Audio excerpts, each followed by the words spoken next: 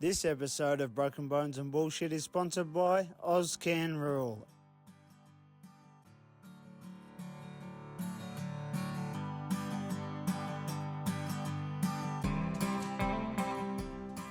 So Clay, welcome on. Thanks, Bennett. So take us from the start. How did rodeo start for yourself? Rodeo kind of started for me because I'm a third generation bull rider, or cowboy, because we've done a few events, like my dad, my grandfather rodeoed. He started it. You know, his dad was a dairy farmer, and it was back in the 60s.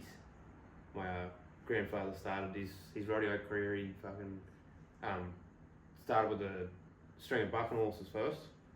Got his bucking horses together and started with that, and then it kind of just adventured from there. And you know, he started getting bulls a little bit later in the early 2000s and whatnot, and then put a pen of bulls together, and then started running rodeos, and then Dad rodeoed for a while there. And your grandfather, did he have a good career? It was back in the old days, so he got Getting around on bullocks and stuff like that. And I think there was actually one time he did tell me that there was one rodeo where he got on a bullock. There must have been smaller bullocks and whatnot, but he was in the bullock ride.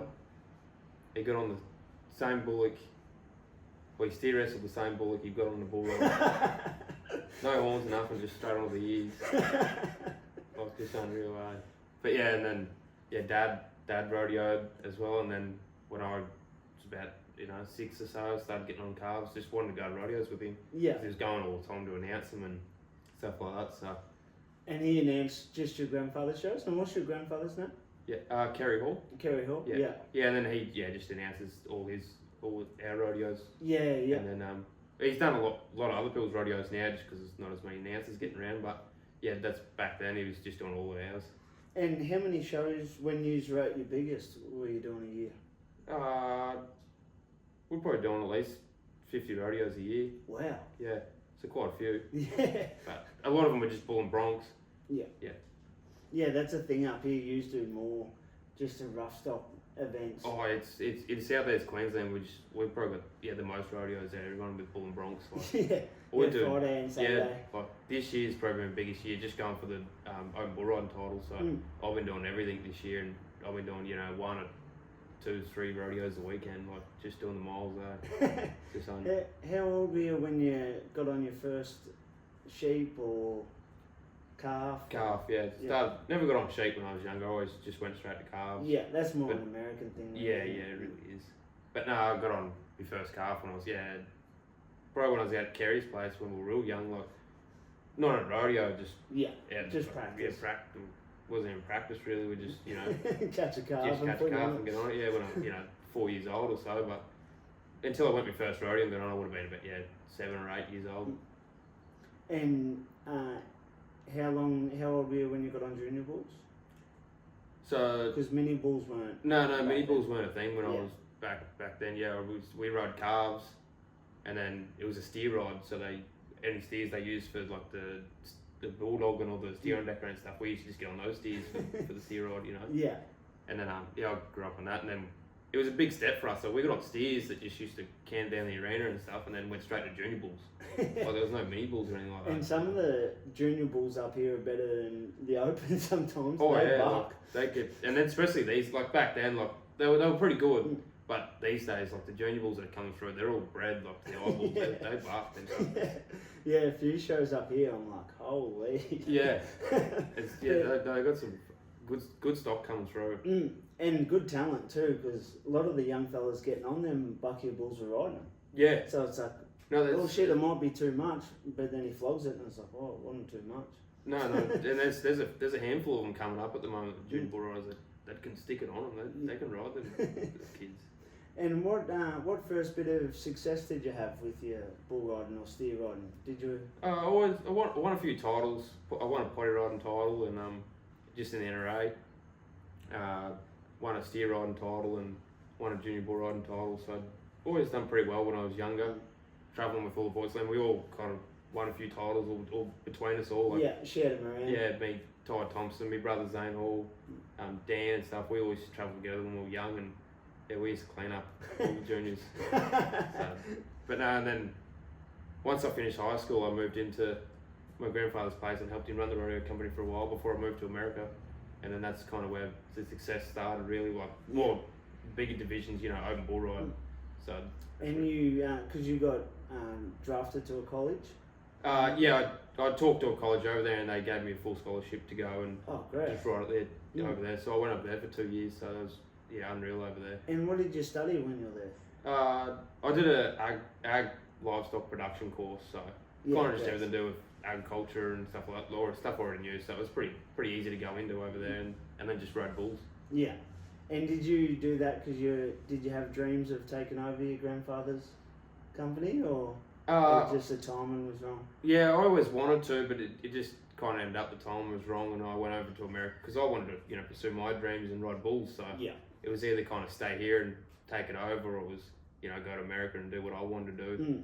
So, and then Kerry kind of, got too old to drive trucks every night and late nights and stuff like that. So he kind of gave it up about 4 or 5 years ago now. So you had to do a bit of steering every now and then, didn't you? Yeah, I was a bit young, but I dare say he would have wanted me to. Did he ever get you to drive the truck? I thought you told me one day you was half falling asleep and you had to. No, we pulled over. We pulled over and had a camp on the side of the road. For a while. I wasn't really that tired, but I was too young then, so I couldn't really drive. So. And do you remember any of your favourite bucking horses or bucking bulls that your grandfather and your dad had? Yeah, I wasn't really big into the bucking horses when I was younger because I was, always getting on steers and stuff, so I was always a bull riding man. But it wasn't until I got a bit older and just before he gave it up, that's when I really started getting into the horses a bit more and stuff like that. So we had a few good horses that some of them still buck today, like.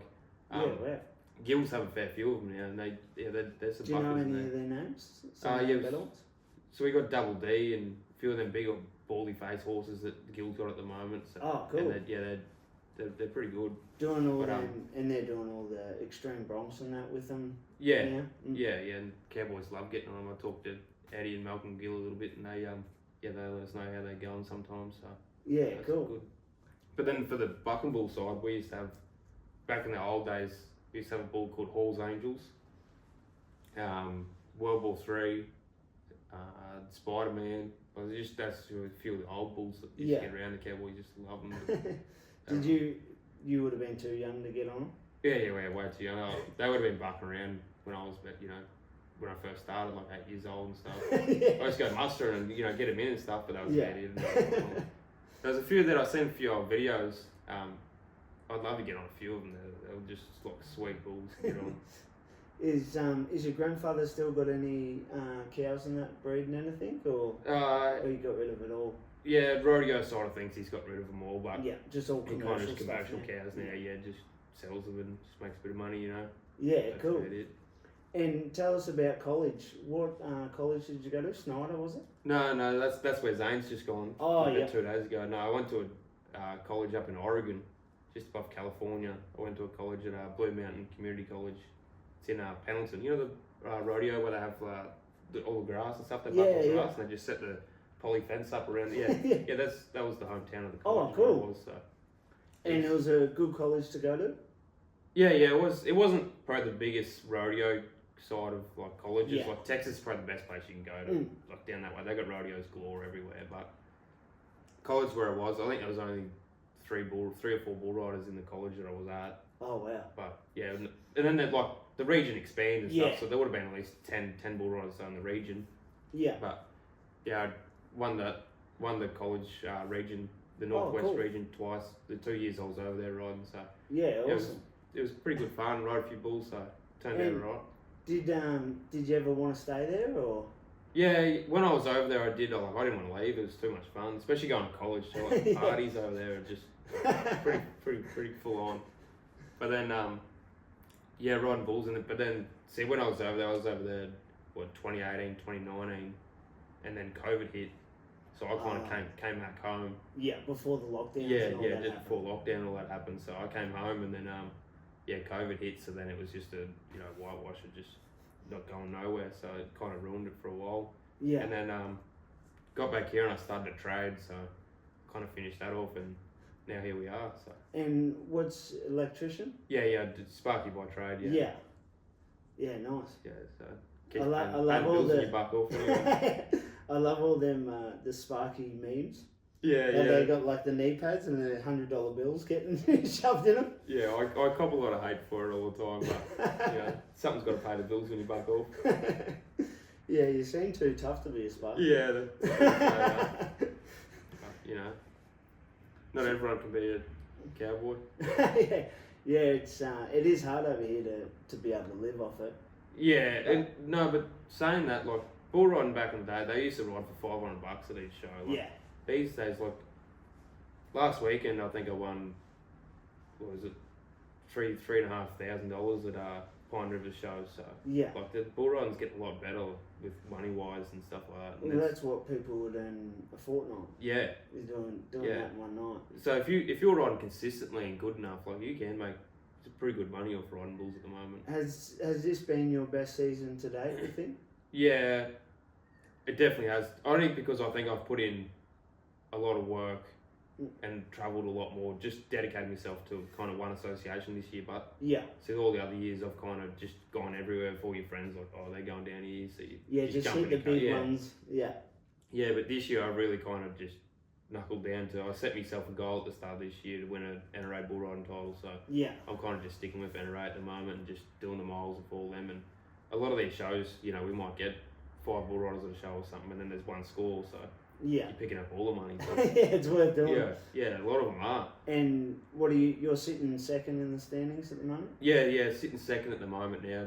Young Lucas Taylor, young junior bull rider, he's been riding open bulls lately, and he's really kicked it off this year. He's just riding everything. He's a hard kid to buck off, and he's in front of me just, but we'll get him by the end of the year. Is there a big margin between you? Or? No, I think last I looked, there's only like 30 points between us or so. Yeah, bugger all. It'll be a fight to the end of the year. And does the NRA work like the pros? How it runs off just the prize money is like $1 a point? No. So that's just pros. NRA works off points. Oh wow. Yeah. So if you win a show, it doesn't matter if it's big money or $1. Like it's still the same points. Yeah. Wow. Get 80 points each, bull and bronc, and then we run full rodeos and add extra points. Like you get more for a full rodeo. Oh really? Yeah, bull and broncs. Mm. Yeah. Yeah, I guess because that's how it sort of works with the APRA. Because obviously you have a 20 grand bull ride, all the good guys are going to be there. Yeah. So then it's sort of, if you're winning that, then you should get them more points because it's a harder one to win. Yeah. Then like you just go to a show and there's one other open bull rider and he falls off and you stay on.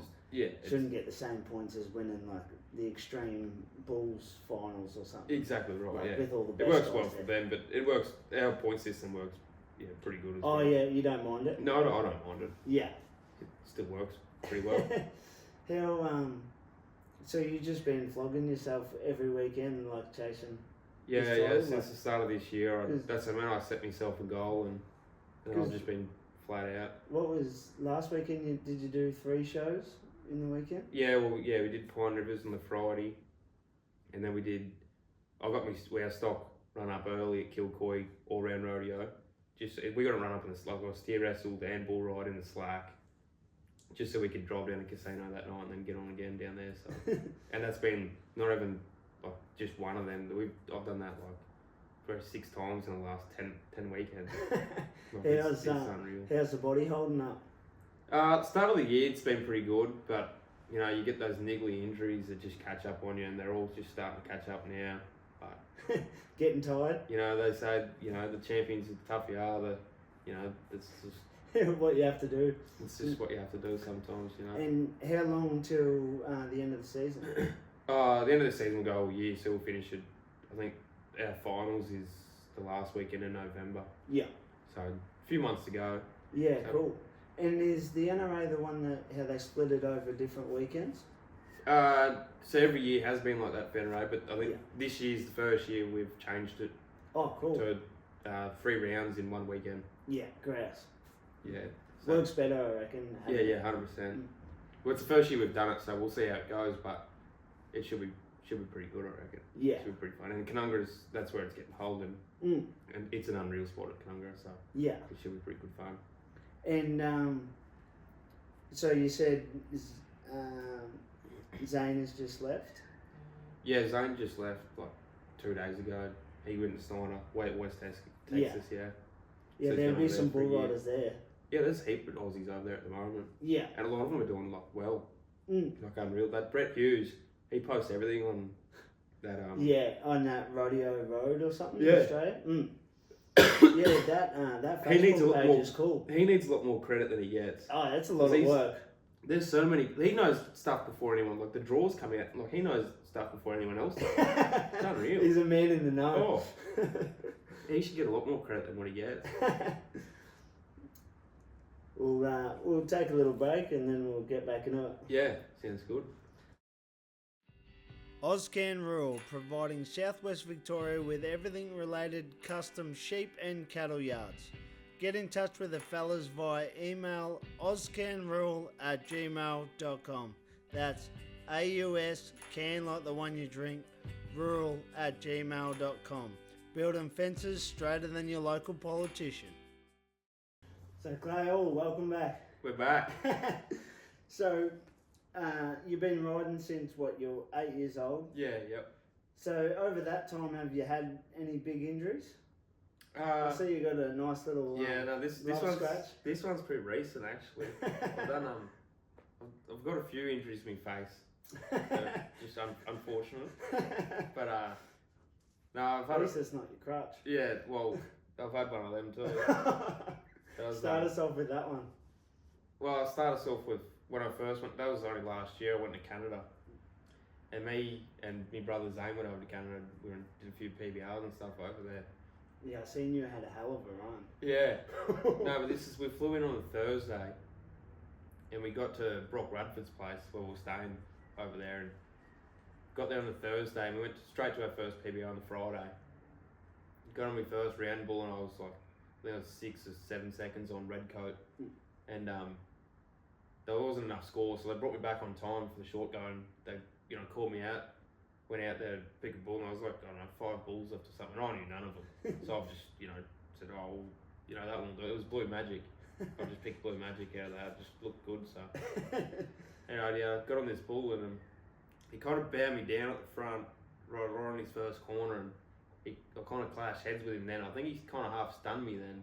And then I landed on my back underneath him, and his back foot come down, and just stood right, and I was, because PBRs, you have to wear helmets, so I had a helmet on. Yeah. But yeah, he stood straight on me helmet and just caved one of those 2 tough ones, and they're like thick steel, and caved the whole helmet in. Oh wow! And yeah, knocked me out. Anyway, so I kind of half come to him, I'm getting up, and then Zane's running around, and I just and you're not, you gotta tell him to go away, you're fine or whatnot. I had blood coming out. I split up the top of my head there. And it's pretty funny because I got back behind the chutes there and I had this split in my head.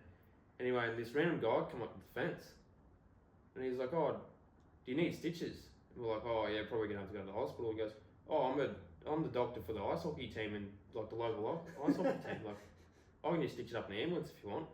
And we're like, "Oh, perfect." So he just jumped the fence and come into the ambulance there and stuck a needle in my head and just stitched it up on the spot. And what, he had him there, or was in the ambulance? In the ambulance, yeah. So he just stitched her up and away we went. Yeah, didn't even need to go to hospital. So it was awesome. But anyway, they got some pretty big concussion protocols and stuff over there. So they went out for a bit. Yeah, a week. They wouldn't let me ride for a week. So I missed about 3 or 4 shows. So I mean, it's pretty shit, but that happens when you ride bulls. Yeah.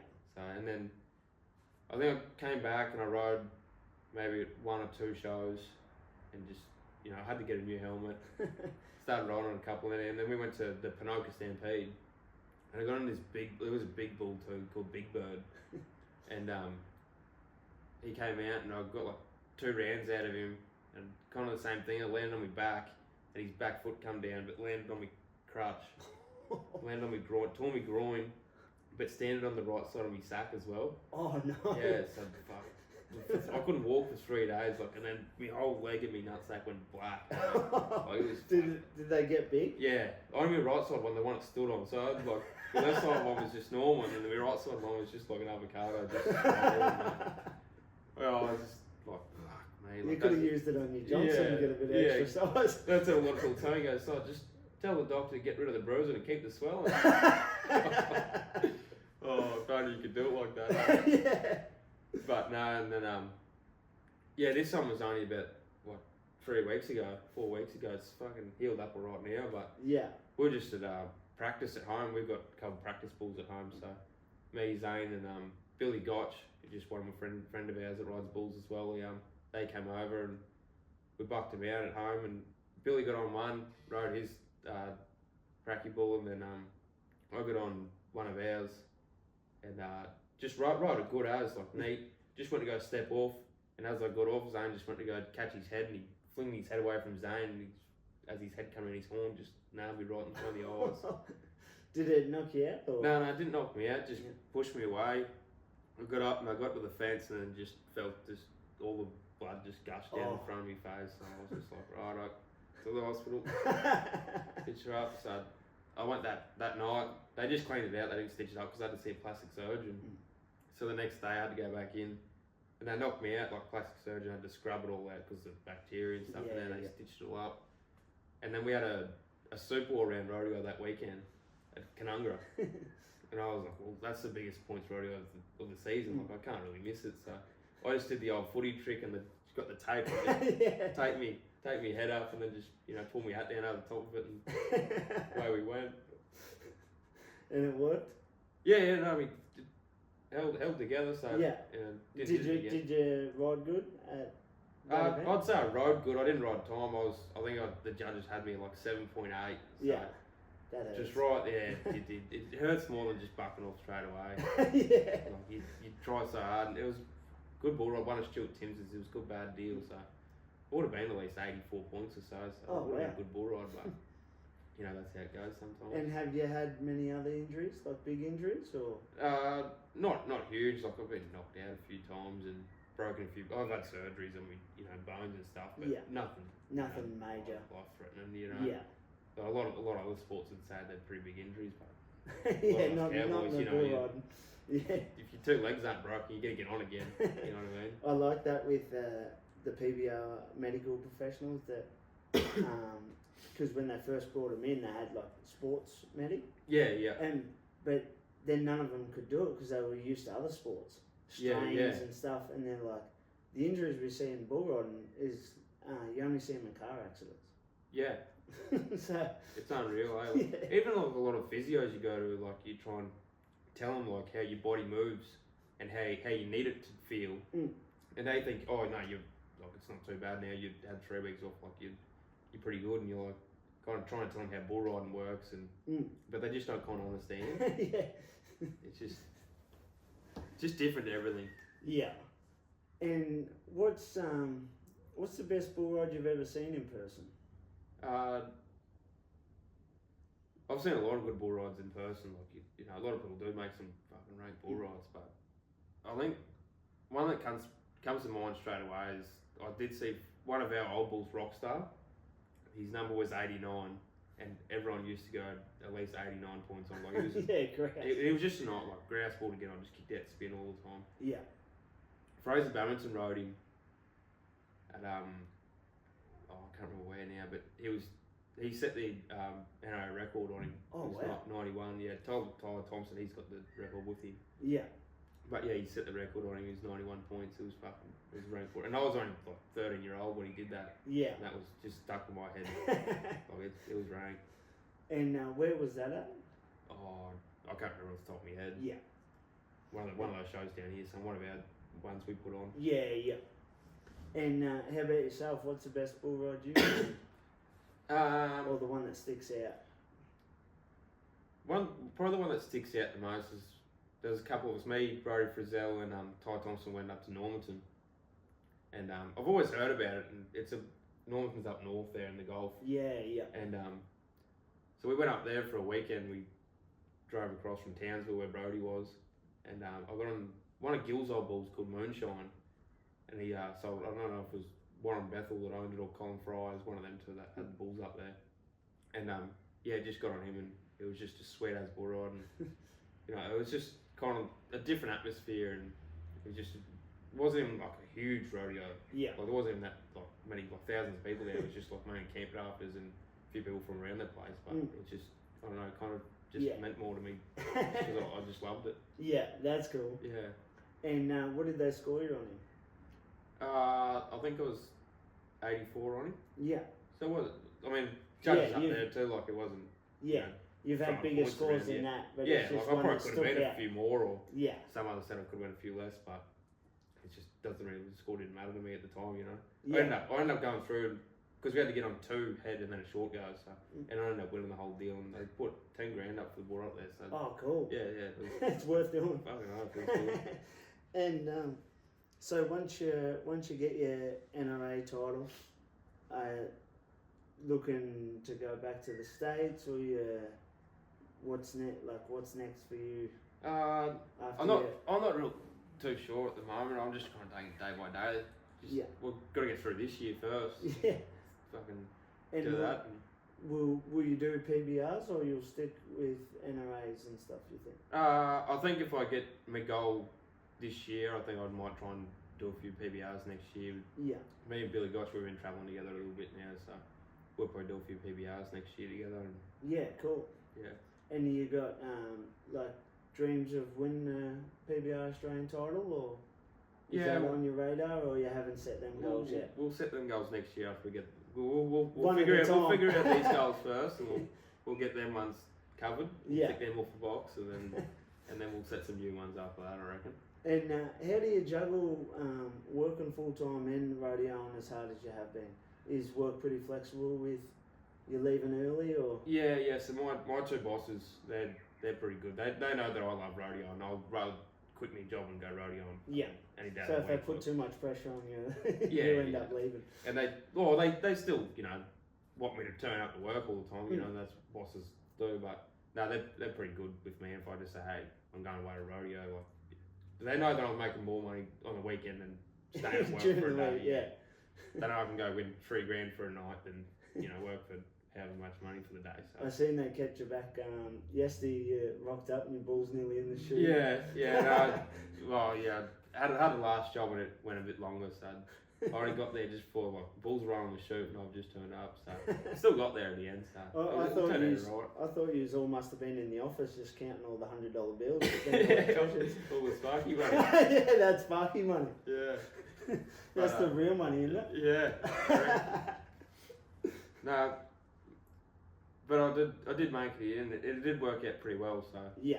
Rode the short go. And you won the short go. Won the short go last night. So paid good. Yeah, paid it right. Yeah. Paid the bills. So get a bit of money, and we got to get in tonight. Yeah. We got back in there. And speaking of that, shout out to Wilders Country Festival. Wilders Country and Platinum Rodeo Car. They run the rodeo tonight at Mudgee Brush Showground. So yeah, and it's been good bulls, and they're all well looked after, so it's a good show. Go sticking on a couple more tonight. Yeah. We'll probably have to wrap this up pretty soon because we got to head to the rodeo. Yeah, but you piece of advice you'd give to a young fella that wants to make a living off riding bulls. Probably everyone gets caught up with thinking too much about riding, and they think where they're going to go with the future, so they start worrying too much. But probably the advice I'd give someone is you just got to live in the moment. Yeah. You can always change whatever you're doing in the future later. Just I don't know why you think about bull. Yeah, exactly right. You shouldn't be thinking about the end of the year title or finals and stuff. You still got all these rodeos to go before you get there. So when you're in that weekend, just get your job done that weekend. Live in the moment. Yeah, don't be thinking about next weekend. Yeah, exactly right. You got one underneath you now. Yeah, so. Just really live in the moment and just love what you do. Have fun doing it. Yeah. That's the biggest one. You just gotta love it. If you turn it into a job where you don't like turning up, what's the point of doing it? Yeah. You just gotta love it. And just get used to doing the miles. Yeah, driving. And that's it comes with it. You just gotta get used to it. Once you do a few big road trips, driving up to Mount Isa, and when I lived in America, you're doing 13 hours to go to bull ride. Like when you get back home, you're doing 2 or 3 hours bull ride. It's nothing. Yeah, Like, you're so lucky makes around it easy. here. Yeah. How many you got? Like, And there's so many that are that close. Like, makes it so easy. and it's especially when you're rodeoing, anything under 5 hours is a piece of piss. Yeah. It's like, it's only 4 hours away. It's just down the road. Yeah. Nothing. Nothing at all. The 8 hours and 12 hours, they're the ones that hurt a bit. Yeah. You get back and you're tired, but when you love it so much, it doesn't really matter. You just get a few of us to poke down there. And we didn't really touch on your dad's career. Did he win any titles and had a bit of success? Yeah, he won a bareback riding title. Yep. So he rode a few bulls and stuff, but there wasn't his main event probably. His main events were more bareback, and then he steer wrestled as well. So, and that's where you got it from. Well, that as well, and I grew up with Lachlan O'Neill. He's a good friend of mine. He's a steer Australian champion steer wrestler. So, and I've always gone on to his place, and he's just helping me. I ride all these horses when we go to all the rodeos and stuff. So, and he just helps me out with everything. So, credit to him to get me started. Yeah, get me started. And I started with shoot dog when I was young all the time, but then we went to one of his schools. So and then just started steer wrestling from him, and then just always got there, and we just run steers in sometimes in practice whenever I can get up there. He's up Sunny Coast Way, Caboolture, Woodford. Yeah. So. And do you cart your own horses or? For steer wrestling? Yeah. No, I always just man out with Floppy. Oh, great. Yeah, so he takes it. It makes it easy for me. Yeah, you rock up with the gear especially bag when I steer wrestle and bull ride. Usually they're like the two events are always together. Yeah. So I'll steer wrestle. I'll get to the end of the arena, and then Lockie knows he just usually catches the horse, or someone else has to ride it after me. So they just catch the horse, and I just go straight to the bucket shoots, pull the spurs on, and get on my bull the next event. So. Yeah, you make it work. Yeah, always make it work. Did you get a lot of advice off your old man when you're going through rodeo? Yeah, we always have, and he still helps us to this day. Like, he doesn't go to a whole lot of rodeos now. He's always playing golf. But retired. Yeah, but no, once we get home from rodeos and stuff, he'll always watch the videos, and we'll send them through. We've got a family group chat, so we'll send the videos in there after we ride. So and then you get home, and even if you do a good bull ride, he'll still tell you what you've done wrong. Yeah, to make you better. Yeah, even if you don't really want to listen, but sometimes you don't listen to start with, but you go back to your room and whatnot, and it's kind of back in your head, and you think about it. And having your brother, because your brother won the PBR Rookie of the Year last year, do you find that made you better, having you and your brother feeding off each other and going to rodeos and practicing? And a lot of people always ask us, like, is there a big competition between us? But there's not really. Like, bull riding's a little bit different to other sports. Like, you're not competing against each other. Like, you're all friends. Yeah. Like, you'd rather see your best mate fucking do just as good as you want to do. Like, you thrive. When you see someone come out and do a 90-point bull ride, like, that G's you up. Like, that makes you want to do a good bull ride as well. It's like that at a show. You need whoever comes out first to just get up one. Yeah. And then it's like, then you'll get score. Yeah. Like, if they set the limit, like, straight up, yeah. like, everyone just, it seems to happen like that when someone rides good. Like, usually everyone just humps up and rides a few. It does come in waves, eh? Like, you have them days where fellas that should never fall off just fall off, and it just seems to carry on. And then, like at my show last year, like all the matchups, I'm like, oh, there's going to be 15 scores. Bull rides galore, yeah. Yeah, and there was two. Yeah. I was like, Zane's going to flog this, you'll flog that. And it just doesn't work some days. Some days it doesn't. But then, like, last night, I think, like, the first 4 bulls they're all, like, scores last night. Like, and then I think that ended up being about, 16 bull rides, and it would have been at least 10 scores. Yeah. Yeah, it's a good night of bull riding. Yeah, real good. Well, thank you very much for taking the time and coming on. And once you win that title and do a bit more with your career, we'll have to get you back on. Yeah, we'll have a few beers and we'll have another chat. But better get going on this rodeo, eh? Sounds good, man. Right.